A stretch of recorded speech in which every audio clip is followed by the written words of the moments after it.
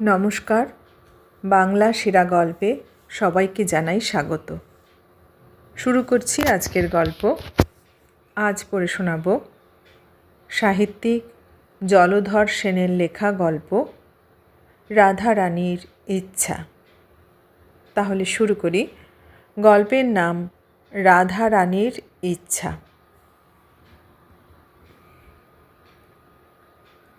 বুড়া হরিশ মণ্ডল যখন বাড়ি ঘর জমি জিরাত দেনা পাওনা কিছুই বুঝাইয়া না দিয়া কাহাকেও কিছু না বলিয়া হঠাৎ একদিন সর্দি গর্মি রোগে 2 ঘণ্টার মধ্যে কোনো এক অজানা দেশে চলিয়া গেল, তখন তাহার 2 পুত্র অদ্বৈত ও মহেশ বড়ই বিপদে পড়িল। পিতার মৃত্যুর সময় 2 পুত্রের একটিও বাড়িতে ছিল না। তাহারা কি জানিত যে তাহাদের পিতা বদনগঞ্জের পঞ্চায়েত সত্য সত্যই এমন তাড়াতাড়ি চলিয়া যাইবে? রোগ নাই, ব্যাধি নাই, ভালো মানুষ প্রাতঃকালে পাওনা টাকার তাগাদা করিতে গ্রামান্তরে গিয়াছিল। চৈত্র মাসের রৌদ্রে বুড়ার একটু কষ্ট হইয়াছিল, কিন্তু আজ 45 বৎসর সে এই প্রকার রৌদ্র বৃষ্টি সহ্য করিয়াছে, কোনো দিন সামান্য একটু অসুখও বোধ করে নাই। 15 বৎসর বয়সের সময় একটা দরিদ্র গৃহস্থালীর ভার মাথায় লইয়া এই 45 বৎসরের মধ্যে ধীরে ধীরে সে অর্থ সঞ্চয় করিয়াছে, জমি জিরাত করিয়াছে, মান সম্ভ্রম অধিকার করিয়াছে, গ্রামের মণ্ডল হইয়াছে, এমনকি সরকার বাহাদুর তাহাকেই বদনগঞ্জের পঞ্চায়েত নিযুক্ত করিয়াছেন। এমন স্বনামধন্য কষ্ট সহিষ্ণু হরিশ মণ্ডল যে বেলা 11টার সময় চৈত্র মাসের রৌদ্র সহ্য করিতে পারিবে না, এ কথা কে বিশ্বাস করিতে পারে? কিন্তু লোকে বিশ্বাস না করিলে কি হইবে? সত্য সত্যই গ্রামের প্রান্তভাগে আসিয়া হরিশের শরীরটা কেমন করিতে লাগিল। 60 বৎসরের বুড়া হরিশ তখন নিকটবর্তী একটা গাছের তলায় বসিল। গ্রামের শ্রীরাম পোদ্দার সেই পথ দিয়া যাইতেছিল। সে হরিশকে অমনভাবে গাছে হেলান দিয়া বসিয়া থাকিতে দেখিয়া জিজ্ঞাসা করিল, কি মণ্ডলের পো, এমন সময় এখানে বসে যে? মণ্ডলের পোর তখন কথা বলিবার শক্তি নাই, তবে জ্ঞান আছে। সে হাত নাড়িয়া শ্রীরামকে ডাকিল এবং হাত নাড়িয়াই বুঝাইয়া দিল যে তাহার শরীর কেমন করিতেছে, কথা কহিবার শক্তি নাই, চলিবার শক্তি নাই। শ্রীরাম তখন গ্রামের মধ্যে দৌড়িল এবং যাহাকে পাইল তাহাকেই মণ্ডলের পোর কথা বলিল। গ্রামের লোক সকলেই নানা কারণে হরিশের বাধ্য ছিল। যে সংবাদ পাইল সেই দৌড়িয়া গাছতলায় গেল। যাহারা আগে গিয়াছিল তাহারা মণ্ডলের পোর জ্ঞান সঞ্চারের জন্য চেষ্টা করিতে লাগিল, কিন্তু সকলই বৃথা হইল। তাহার স্ত্রী ও অন্যান্য সকলে যখন সেই গাছতলায় আসিয়া উপস্থিত হইল, তখন সব শেষ হইয়া গিয়াছে। যথাসময়ে হরিশ মণ্ডলের শ্রাদ্ধ সম্পন্ন হইয়া গেল। তাহার পর বিষয়কর্ম কেমন করিয়া চলিবে 2 ভাই অদ্বৈত ও মহেশ তাহারই পরামর্শ করিতে বসিল। অদ্বৈত কিছু লেখাপড়া শিখিয়াছিল, কিন্তু মহেশ পাঠশালায় 2-4 দিন গিয়াছিল। তাহাদের পিতা হরিশ মণ্ডল খুব রাশভারী লোক ছিল। বাড়ির সকলে তাহাকে ভয় করিত। হরিশ মণ্ডল অনেক চেষ্টা করিয়াও বড় ছেলে অদ্বৈতকে বিষয় কার্যে নিযুক্ত করিতে পারে নাই। অদ্বৈত কাজকর্মের দিকে ঘেঁষিত না, সে দিনরাত্রি ধর্মকর্ম লইয়াই থাকিত। চৈতন্য চরিতামৃত, ভাগবত, মহাভারত পাঠ, সন্ধ্যার সময় গ্রামের মহাপ্রভুর আখড়ায় যাইয়া অধিক রাত্রি পর্যন্ত সংকীর্তন ও দিন দুঃখীর সেবা, এই সকলই তাহার কাজ ছিল। বড় ছেলের এই ভাব দেখিয়া বুড়া মণ্ডল তাহার আশা ছাড়িয়া দিয়াছিল। ছোট ছেলে মহেশ অতি সামান্য কিতাবতী, লেখাপড়া শিখিলেও খুব চালাক চতুর ছিল। কাজকর্মে তাহার বেশ মন ছিল। সে পিতার যথেষ্ট সাহায্য করিত। অদ্বৈতের বয়স ৩৫ বৎসর, মহেশের বয়স প্রায় ৩০ বৎসর। হরিশমণ্ডল দুইজনেরই বিবাহ দিয়াছিল।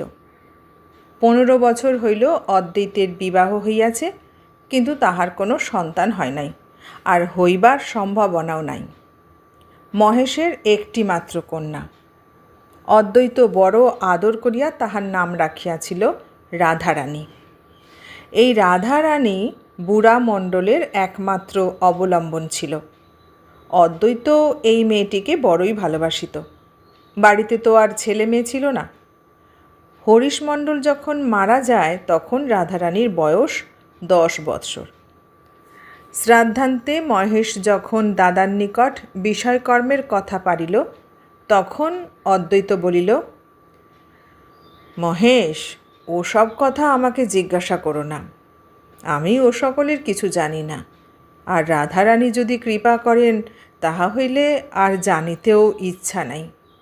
ঘর সংসার আছে, বিষয় আশয় আছে, আর তুমি আছো। যখন যা পরামর্শের দরকার হয় তা মায়ের সঙ্গে করো। আমাকে ভাই কিছুতেই জোড়াইও না। আমি তো মনে করেছি নবদ্বীপে যাইয়া বাকি কটা দিন কাটিয়ে দেব।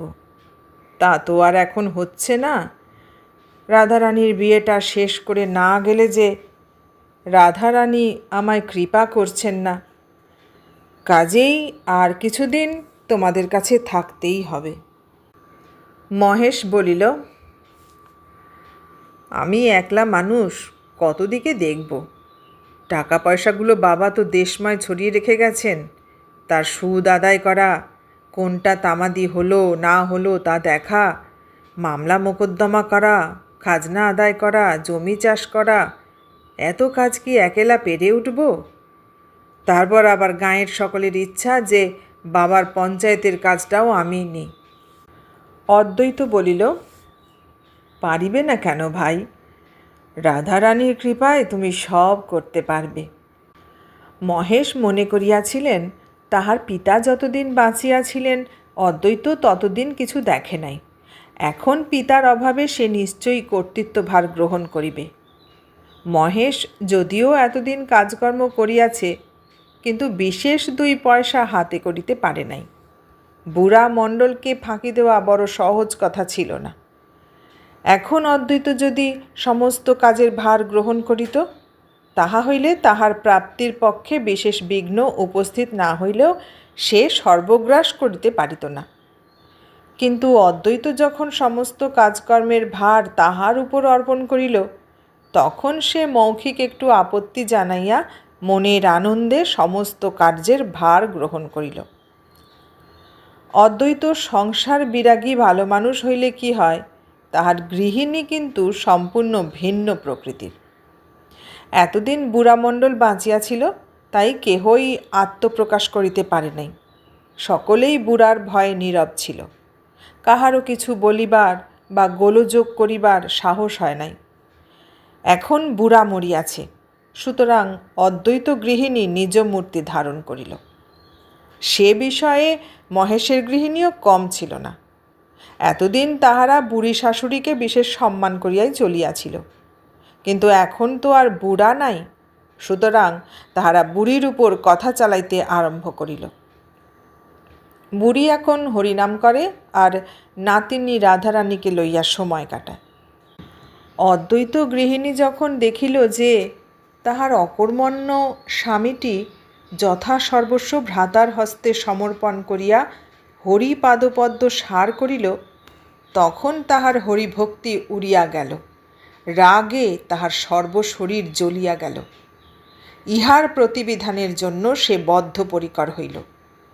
সে সমস্ত বিষয়ের 8 আনার মালিক, আর সে কিনা তাহার দেবরের ও দেবরপত্নীর হাত তোলা খাইয়া জীবনযাত্রা নির্বাহ করিবে? ইহা কিছুতেই হইতে পারে না। ইহার একটা হেস্তানেস্তা তাহাকে করিতেই হইবে। কিন্তু সে তো স্বামীকে হাতের মধ্যে পায় না। অদ্বৈত একবেলা আহারের সময় ব্যতীত বাড়ির মধ্যেই আসে না। রাত্রিতে প্রতিদিনই সে মহাপ্রভুর আখড়ায় প্রসাদ পায় এবং অনেক রাত্রিতে বাড়িতে আসিয়া বাহিরের ঘরেই শয়ন করে।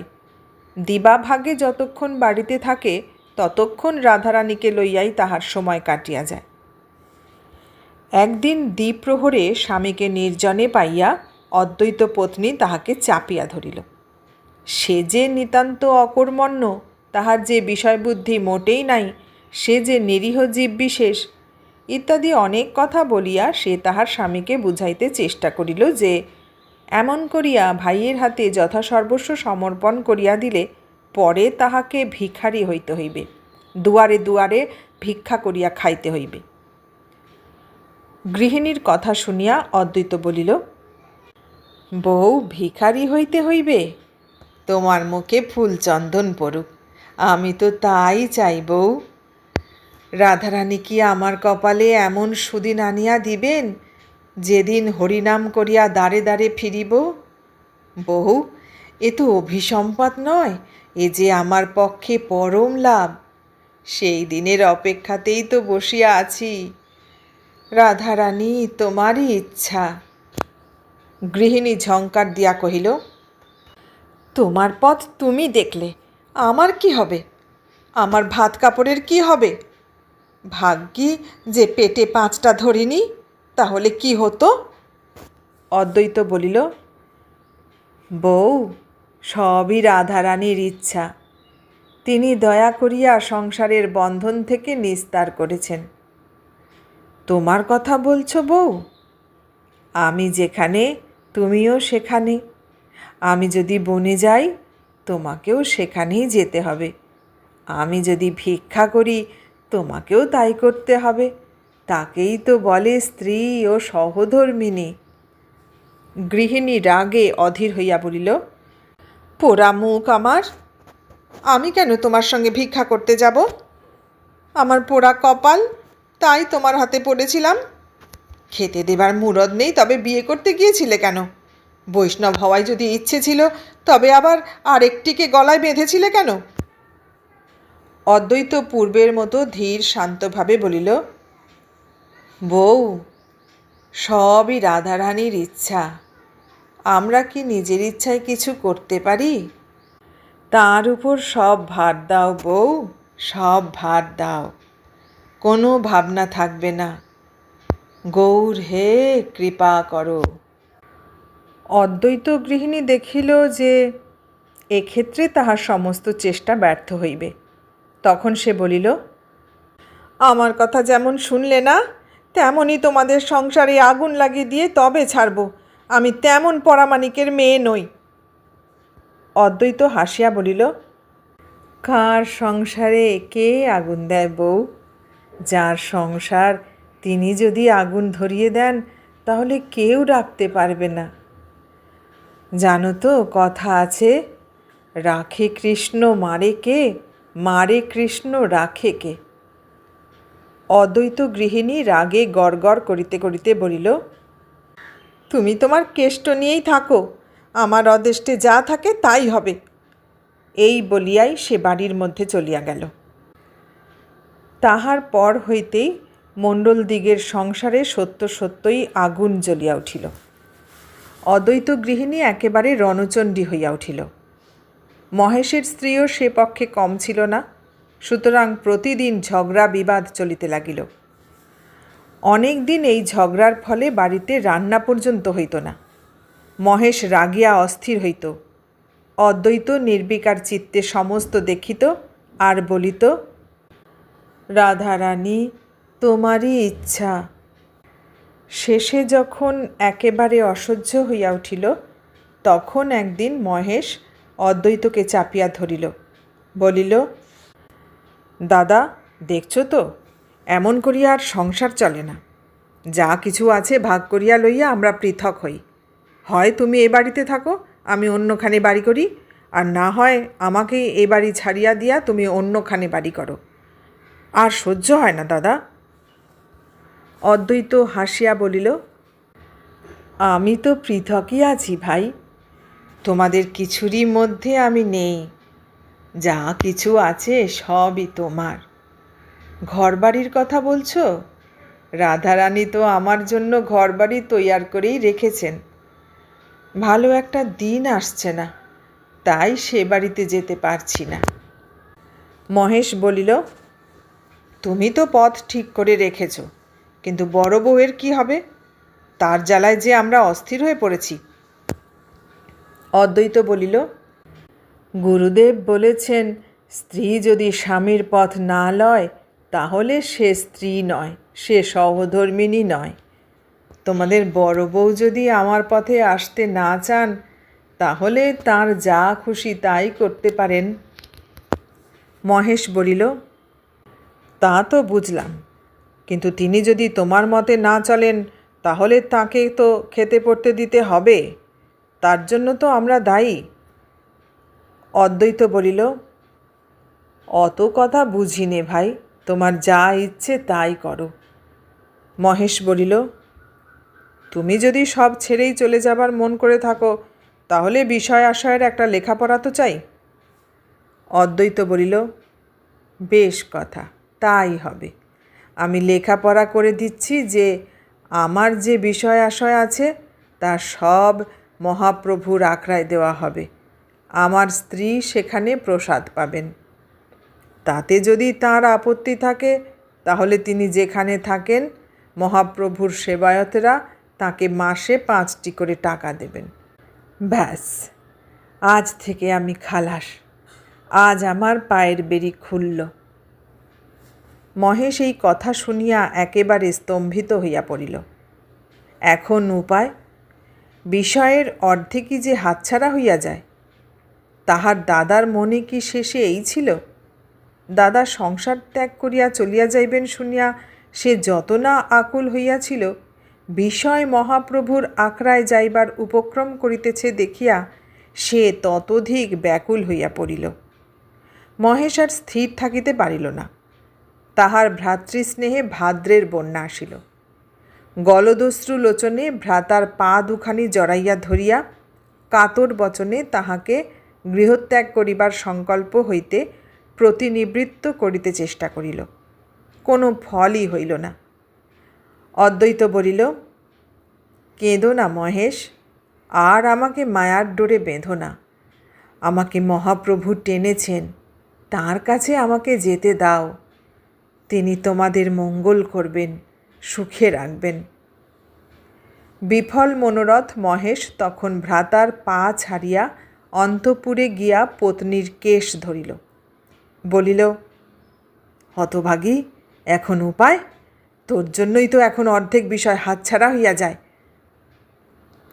মহেশ পত্নী স্বামীর এই আকস্মিক আচরণ দেখিয়া ফ্যাল ফ্যাল করিয়া স্বামীর মুখের প্রতি তাকাইয়া রহিল। মহেশ পত্নীর নিকট সকল কথা খুলিয়া বলিলেন। পত্নীর নিকট কোনো সৎযুক্তি না পাইয়া মহেশ ভ্রাতৃজায়ার নিকট গিয়া উপস্থিত হইল। বড় বউ সকল কথা শুনিয়া বলিলেন, আমি কি করিব? তার সম্পত্তি সে যদি মহাপ্রভুকে দিবার সংকল্প করিয়া থাকে দিক, আমি কিছু বলিব না। যার যা খুশি তাই করুক, আমার একটা পেট। তাহার পরদিন অদ্বৈত মহকুমায় যাইয়া বিষয়ে তাহার যে অংশ ছিল তাহা গ্রামের মহাপ্রভুর নামে লেখাপড়া করিয়া দিল। সন্ধ্যার সময় বাড়িতে আসিয়া মহেশকে ডাকিয়া বলিল, ভাই মহেশ, আমি তবে আসি। মহেশ অন্যদিকে মুখ ফিরাইয়া রহিল, কোনো কথা বলিল না।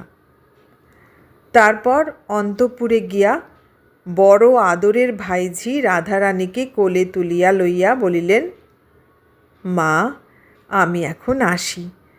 নারায়ণ তোমাকে সুখে রাখুন। রাধারানী কাঁদিতে লাগিল।